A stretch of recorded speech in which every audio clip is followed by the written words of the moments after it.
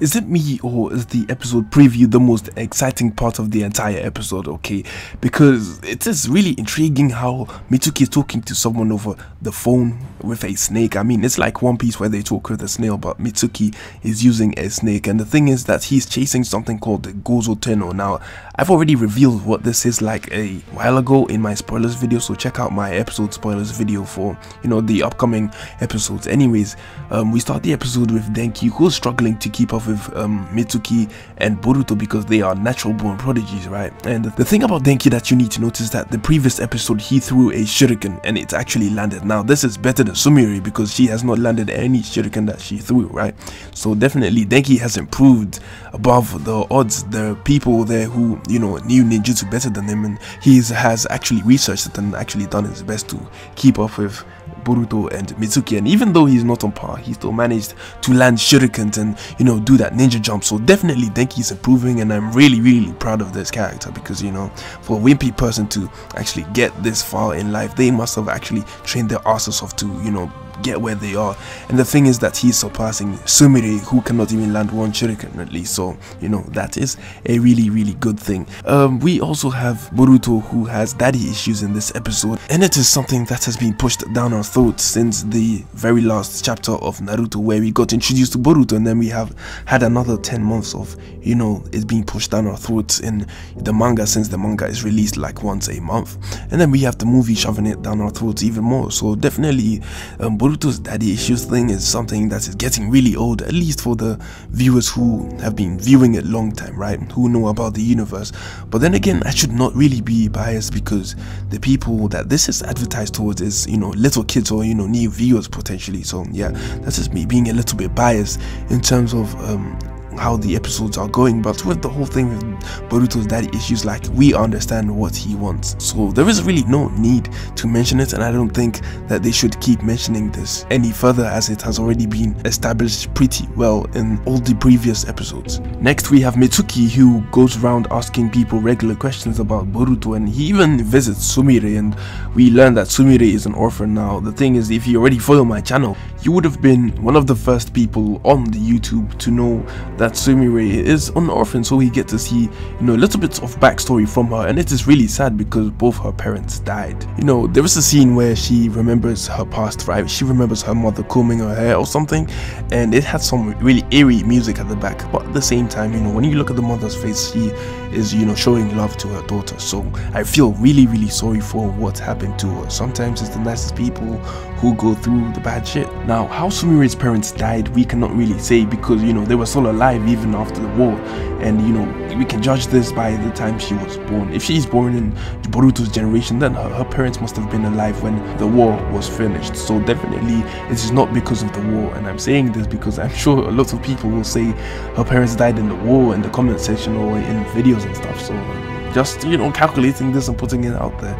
Also, this does not really confirm whether her dad died fighting or her dad died because of an illness, because her mom died too, right? So that means that something killed her as well, and whatever it is, I'm betting that her dad was involved with that too, and, you know, he died of the same reasons. So it turns out she likes Boruto because apparently Boruto changes everyone's lives that he touches, and we've seen this throughout, you know, episode 1 where he touches Denki.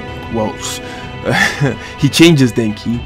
And then we have episode 2 where he changes Iwabe. So it's like in every episode he's changing someone, right? And then I think Mitsuki is the last person that Boruto has to change, because we already know how Sarada feels, and we know about Chocho being, you know, overconfident. And then we have Wasabi and Namida, who we still don't know about, and then we have Inojin and Metal Lee, who also have their own opinions about Boruto. But then again, it seems like Boruto has changed everyone, and they are all admiring Boruto. And we have Inojin, you know, running his mouth saying that Boruto is a dumbass, right?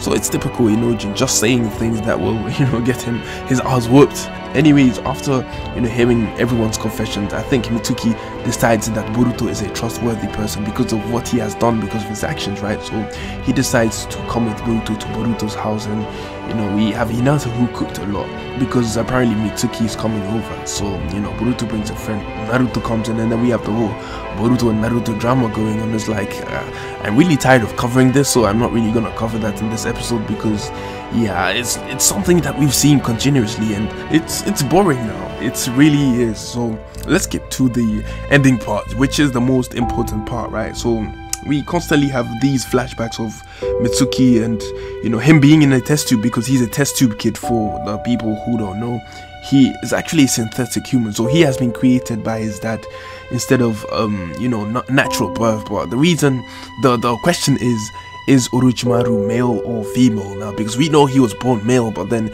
he experimented on himself as well as, you know, take over people's bodies to, you know, to become himself. So if he takes a female's body over, then that means that he's female. So definitely Orochimaru has been both genders. Now let me speculate some dark shit right here, right? Because the Boruto anime itself is really dark. If you think about, you know, what people have said about Sumire, about her, you know, being the culprit and allowing people to try and rape her just so she can prove her innocence, right? See, that is there, that there is really dark. Now let's talk about Orochimaru and how he created Mitsuki. Now my theory, right, is, you know, and this makes sense, my theory is that Orochimaru actually, you know, took over the body of a woman because it says that he has a new person that he has taken, you know, their body, and, you know, it could be a female, and that is why maybe Orochimaru looks female in the Mitsuki one shot, right? So he took over the female's body, right?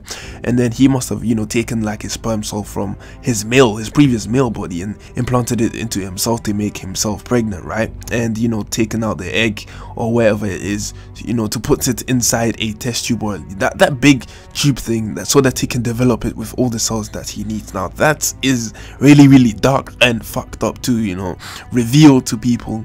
So I hope that theory is not true, because that would be really fucked up.